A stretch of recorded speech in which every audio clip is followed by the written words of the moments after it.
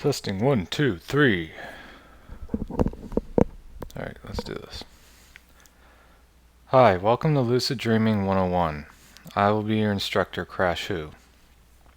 Before we get started, we should go over how the course is going to be structured.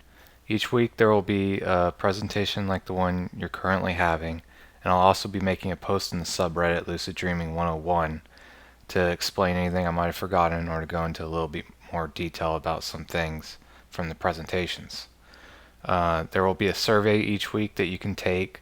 The survey is for the most part just to kind of gather where you guys are at for the first week, what your experience is like and everything, and also just for my own curiosity to find out some things. It's completely anonymous. There's no way of tracing it to you. You don't have to do it if you don't want to. Everything in this course is optional.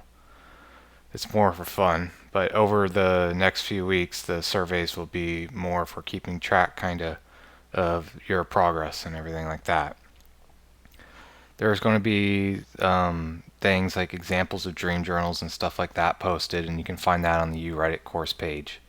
And there's also going to be tests that I'm going to put on the subreddit, and they're just simple tests to take. They don't matter about passing the course or anything like that. They're just to check your own knowledge. And we also have a couple experienced lucid dreamers that I got to come to the course and give us some of their examples and experience and knowledge for some of the course. So I'm very excited to have that. Their names are Thorn and Scipio Zal. I hope I pronounced that right. And they're from LD for All. And I think, without further ado, we can get to the actual course. So what is lucid dreaming? Well, lucid dreaming is being aware when you're actually in a dream that you're dreaming. It's that simple. It has nothing to do with being able to control the dream. So for instance, you're dreaming, right? And you find yourself thinking, okay, this is a dream. That means you're in a lucid dream. You know it's a dream. You're in a lucid dream. It's that simple. You either know or you don't. Now, dream control is something entirely different. Dream control has to do with actually being able to do something in a dream. Like you realize you're in the dream and you want to fly. So then you just lift off the ground and fly. Or you want to be Spider-Man, so you just start slinging webs out of your hands or something. That's dream control. Dream control is not the same thing as lucid dreaming, and a lot of people get that confused. Yes, they usually go hand in hand, but they do not always go hand in hand. Sometimes you can become lucid and have almost no dream control. It really varies from individual to individual, but with practice you can get your dream control up to a very high level of dream control one way or the other. So that's the definition of lucid dreaming. As far as what this course is going to cover, we're not going to be covering things like astral projection, out-of-body experience, or even shared dreaming. And yes, that stuff is discussed a lot in the lucid dreaming circles and websites, but that's not what this course is about. This course is specifically about lucid dreaming. Before we go on, I want to clear up some misconceptions that are out there about lucid dreaming. First off, the movie Inception is a horrendous example of how dreams work. It's a bad example. For instance, you cannot have a dream within a dream. And I know there's some people out there that are going to disagree with me. I don't really care. The point of this course is not to get in an argument with them. But there is no such thing as a dream within a dream. When you're in a dream, your mind's creating that dream for you. And you're in basically like a scene in a movie. And so when you go into another dream from within that dream, you're not going into some like deeper dream within that dream. You're just basically changing the dream scene and believing that you're in a dream within a dream. Your logic in a normal dream isn't really functioning. That's why you believe crazy things are happening. Like you can have a flying purple elephant come by you and think everything's normal. So you don't actually have a dream within a dream. It's more like a dream scene just changing to a different dream scene and you believing that it's a dream within a dream. In addition to that, there's a lot of people that believe that you can like dilate time, make it last for make yourself be able to last in a dream for hours. No, you can't. You're limited to the cycle, your REM cycles, which we'll explain in a bit. There have been scientific studies done on the time dilation, and that's what they found. The amount of time it takes you to do something in a lucid dream, it's the same amount of time it's taking you to do it in real life. They kind of go hand in hand.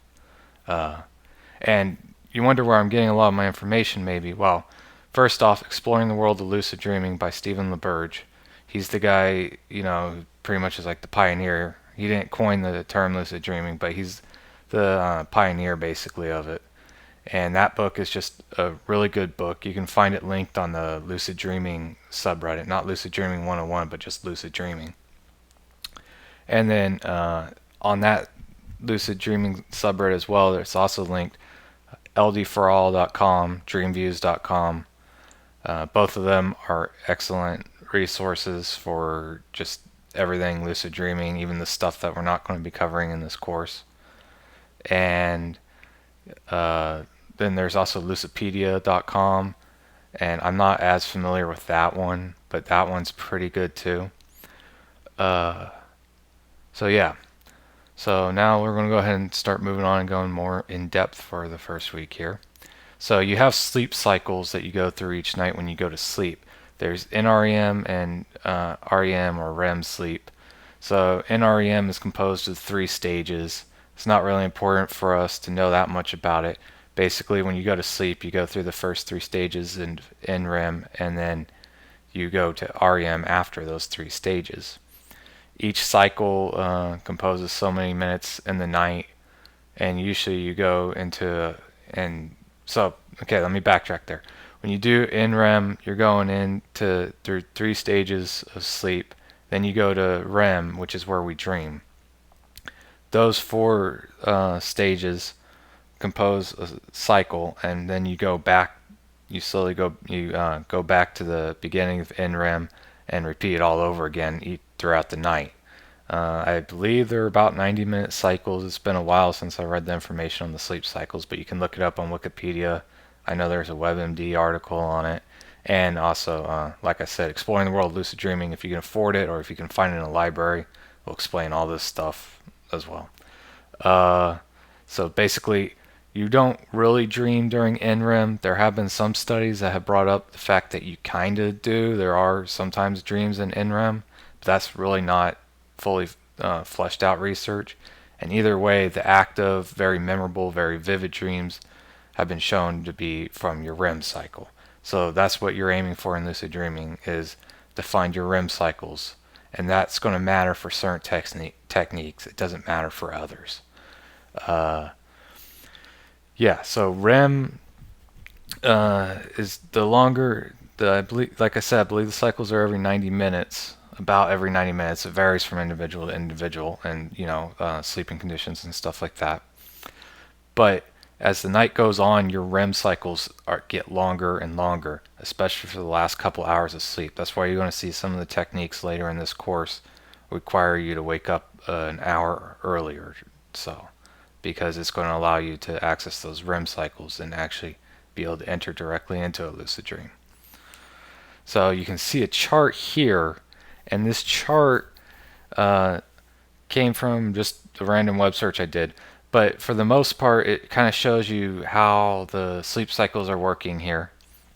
And you can see you have stage 1, stage 2, stage 3. It lists a stage 4, but stage 3 and stage 4 in the last few years have been proven to actually be the same stage. That's why NREM is now composed of 3 stages instead of 4.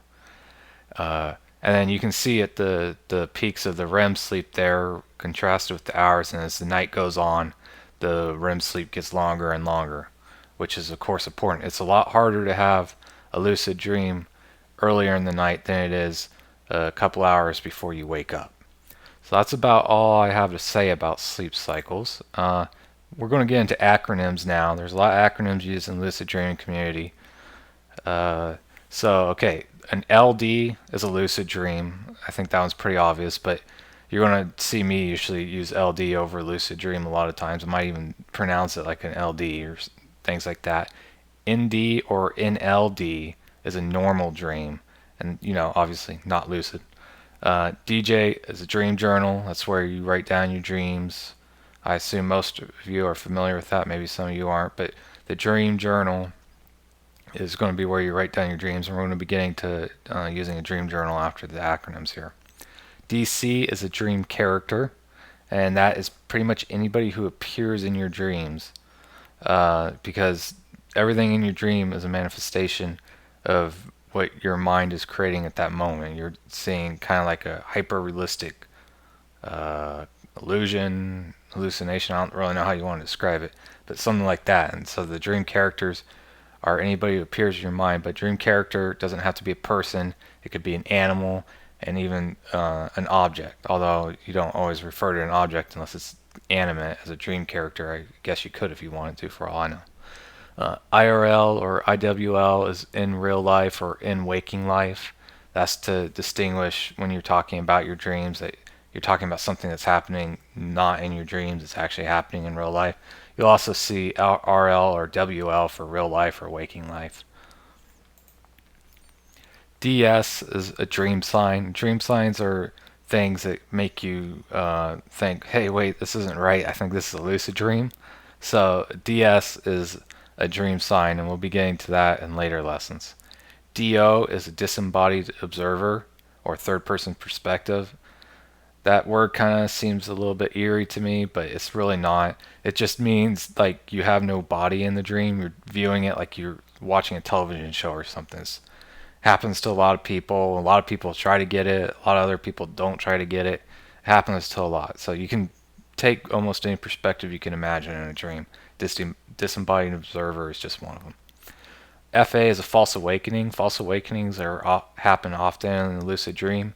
You become lucid, and then you find yourself awake in bed after a little while, and you think you've awoken in real life. You haven't. You're actually still in a dream. Your dream scene basically just changed, but you've lost your lucidity, unfortunately, thinking you're actually awake, and then you go about the rest of the night dreaming like that. False awakenings are actually really helpful. That's one of the techniques that allows us to actually get a lot more lucid dreams than what you'd realize. SP is sleep paralysis. When we sleep at night, our body kind of paralyzes our body, and so that we don't hurt ourselves or act out our dreams and stuff like that. Sleep paralysis is going to become important in certain techniques, but for now you don't really need to worry about it. Some people get scared by it. There's really nothing to be scared by. It's a natural phenomenon. If you ever do find yourself in sleep paralysis, it's really not a big deal. It's only going to last for a little bit, and you're not going to be harmed. Nothing bad's going to happen. And a lot of people actually find it pretty enjoyable because, it's something different. RC is a reality check. Reality checks have to do with dream signs. It's things you do in real life to condition yourself to be able to make use of dream signs within your dreams. And we will be getting into that next week. So HI or HH is hypnagogic illusions or hallucinations. This is like, they're not dreams, but they're like colors floating when you close your eyes. Sometimes you can like see color, stuff like that. Well, this is the state between being awake and falling asleep. It's what's happening in your mind as you're falling asleep. But with one of the techniques, you kind of learn to actually, you're keeping your mind awake while letting your body fall asleep.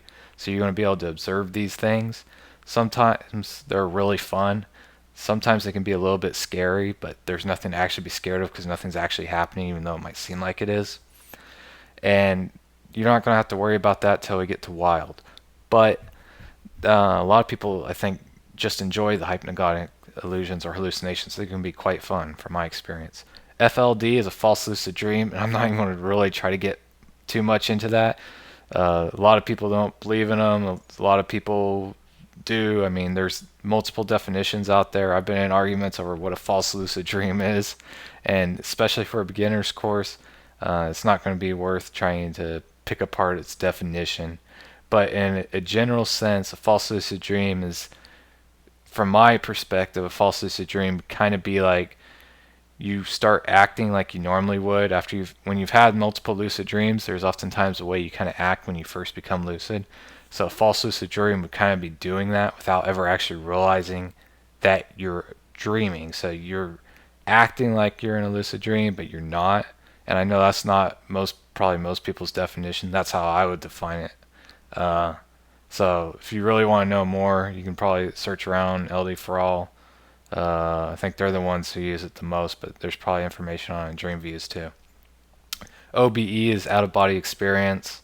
I don't really know much about that, and like I said, that's not part of this course, but it's in the lucid dreaming community, so it's good to know. DILD is a dream initiated lucid dream. Might be dream induced. I interchange induced and initiated all the time. I don't really know which ones are proper. It doesn't really matter. But initiated lucid dreams are going to kind of be like your basic lucid dream. They're going to involve the reality checks and dream signs and stuff like that. And we'll be getting to those next week. Uh, MILD is a mnemonic induced lucid dream. It's kind of like using like a mantra, telling yourself before you go to sleep that you're going to become lucid, but it gets more complicated than that. It was invented by Stephen LaBerge, and for me, it's one of the most successful methods.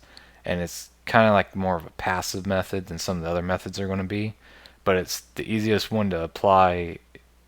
That with mild and dialed, basically, is what dream initiated lucid dream and mnemonic induced lucid dreams are.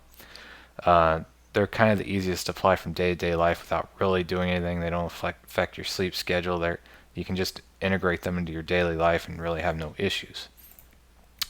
WBTB, wake back to bed. That's a technique where you don't have to wake yourself up, stay up for a little bit, and then go back to sleep, oftentimes using mild or wild, which we're going to talk about in just a second here. And wake back to bed and wild will be covered in a few weeks, but those are a lot more advanced techniques. WILD, wild, is wake-induced lucid dream. You're going to go directly from trying to fall asleep to getting into a dream. I'm not going to go into too much detail here, but you cannot use wild right as you fall asleep. You have to be able to go straight into an REM sleep cycle, and that's what wake back to bed helps you to achieve. Wild is where you also get the hypnagogic illusions or hallucinations. Wild, this really works well for some people, allows you to have lucid dreams almost on demand. Doesn't work well for others. I've only succeeded with it a few times, and it's been pretty fun when I have, but it's not really my style. Mild is more my style. EILD, ILD, I don't know however you want to say that. Externally induced lucid dream.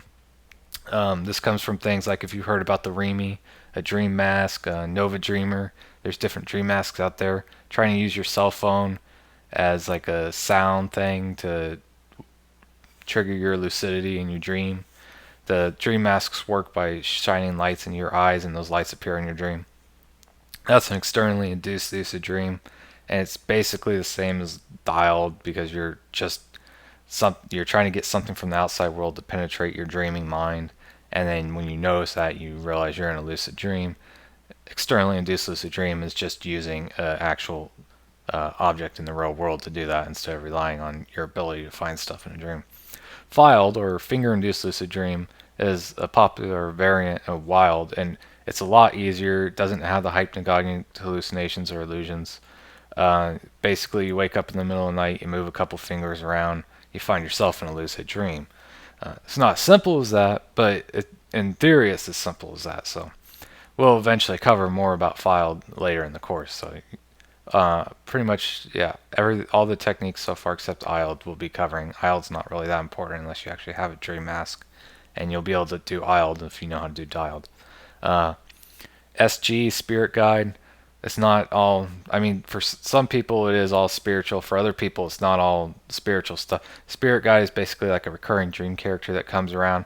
They can help you master things like flying, dream control, anything you might be having an issue with. They might, for people who are more introspective, they can ask them questions about themselves. The spirit guides can guide them through a whole bunch of stuff. For some people it's very spiritual. They find it like kind of almost religious or spiritual in that sense. For other people, spirit guide might just be a constant companion they have in all their lucid dreams and even in their normal dreams. They just like to have fun with them. It's kind of like a dream character companion. So the spirit guide is kind of what you want to make it, but that's what a spirit guide is. SILD, or senses initiated lucid dream, is another technique. It's kind of a wild variant, but it isn't. It's a very effective technique from what I've found, and it's helped me get some lucid dreams a lot. And in particular, it can actually help you fall asleep a bit too. It's kind of almost like a self-hypnosis, but it's not. It's not anything really, but yeah, anyways, that'll be covered later in the course too. Called character assisted lucid dream. I haven't really seen this one around that much, but there are some tutorials on it, so I thought I'd mention it and we'll cover it later. And it's basically kind of like creating like a dream character spirit guide thing that you get to know, and then that dream character appears in your dreams and tells you basically you're in a dream and you become lucid from that. They help you to become lucid, and they also kind of can act like a spirit guide or just a dream character buddy to have along with you. Can Wild or Can Wild is a variant of Wild. It's just using a alarm clock that automatically turns itself off to allow you to get back into Wild and to allow you to do Wild without having to move, which is important. But we're not really. I'll cover that in the Wild section probably, assuming I remember. If I don't remember, remind me. DILD, DILD, however you want to say that. Dream exit induced lucid dream. This is when you're in a lucid dream and you wake up. The first thing you're going to do is you're not going to move. When you move in bed, it triggers in your mind that your body's awake. You don't want to move. You don't want to open your eyes when you wake up. You want to lay still. And we're going to get to this later, but you want to lay still. When you do that, you picture the dream you just came from in your mind. Your mind will slowly fall back asleep, and before you know it, you'll find yourself back in the lucid dream again. That's DILD, Dream X Induced Lucid Dream, and this is a way of chaining multiple lucid dreams that you normally wouldn't be able to get together into a long set of lucid dreams. AP is astral projection. Like I said, we're not going to cover that, but you're going to find that a lot of times on the lucid dreaming websites. Okay, so now to the actual homework and to the stuff to start doing so you can get lucid. Whether you've ever had a dream, whether you can remember your dreams, none of that really matters right now. This is what's important. If you never had a dream, obviously it's going to be a lot harder for you, but your effort in trying to focus on trying to recall a dream is going to be important. So before you go to bed, you're going to tell yourself, I'm going to remember one of my dreams tonight. And I know it sounds stupid, but it works. It's just how it is. Dream journals they can be notebooks, they can be a Word document, or you can use one of the online web services, and I'll have a link to some of the free online dream journals. And basically you're going to record every morning, every night, your dreams, normal dreams, lucid dreams, anything to do with your dreaming. It's ideal to write a dream down right after you have it, even if it's in the middle of the night, because that you slowly lose your recall of the dreams over the day. When you write them down, you're going to be able to remember them better. Plus, you're going to find that you might remember even more about the dreams. And I know I'm getting a little bit into dream recall now, but that's what you're going to be using your dream journal for. It's essential to write down the dream as soon as you have it. Dream journals can consist of writing. They can consist of pictures or artwork. Some people like to do that. You can write down just the real basics in the middle of the night of the dream, like purple elephant, high school gymnasium, no pants, and then later in the morning, or write down the actual full dream, but just write down the keywords in the middle of the night so that you have an easier time remembering the dream when you wake up. So then you'd be like, oh yeah, I showed up to school with no pants, I was in the high school gymnasium, and this purple elephant came by. I thought that was just crazy, but then I didn't think anything of it, and now I'm kicking myself for not realizing it was a dream. So something like that. And you're going to have the examples of a physical dream journal that I keep. I keep most of my dreams in a physical dream journal. Although, to tell you the truth, I'm not really a big dream journal guy. I don't usually need it that much. But it is helpful. The more you dream journal, the more dreams you can remember. The more dreams you can remember, the more lucid dreams you can remember. It is possible to have a lucid dream and forget about it. And the more you do the dream journal, the more you actually become lucid. So dream journaling is very important, and it's going to be particularly important for dialed. That will be coming up next week. So now we're going to get into dream recall. Like I said before, you're going to tell yourself before you fall asleep that you will remember your dreams. You can tell yourself however you need to tell it. You don't have to say it the exact way I said it, but you want to remember your dreams clearly, vividly, anything like that. Just ensure that you're thinking about remembering your dreams as you're falling asleep. Doing this, by the way, is going to help you with mild next week. When you awake in the middle of the night or even in the morning, practice not moving your body at all, not opening your eyes, just trying to lay still and go over in your mind the dreams that you can remember and let them replay and keep replaying them in your mind until you're going to find that oftentimes more parts of the dream will come back to you during that time period. And then once you feel like you've gotten enough of the dream, you can wake up and write it down and stuff like that. But make sure to try to write the dreams in as much detail as possible. I know sometimes for me, I just don't oftentimes have the time to write the dreams. That's one of my issues. So oftentimes I'll write really short keyword things. I have very good dream recall usually, so I don't have a lot of the issues. People who don't are probably going to have to do a little bit more and write it down. Lucid dreaming's a very individualized process. Some of you might find you get lucid literally tonight from having just watched this presentation. Talking about lucid dreaming, being involved in it, causes you to get lucid too. It's amazing how it works. And yeah, so don't do it anytime in the morning, anytime in the middle of the night. Practice this technique. It's all good. So that's pretty much our lesson for this week. I think I'm going to post a question and answer kind of forum thing on the subreddit. If you guys have some questions, I'm not going to have that much time to answer questions, but I'll try to answer a few if you have any. And yeah, I think that's about it. So I hope you guys have a good first week. If I forgot to mention anything that I really should have mentioned in this presentation, you're going to find it in the week 1 post for the subreddit, and that's also going to be linked to the sticky post in the subreddit where everything from the subreddit is linked. All the materials, the presentations, all that stuff is on the UReddit page. And yep, you guys have a good week and good luck getting lucid.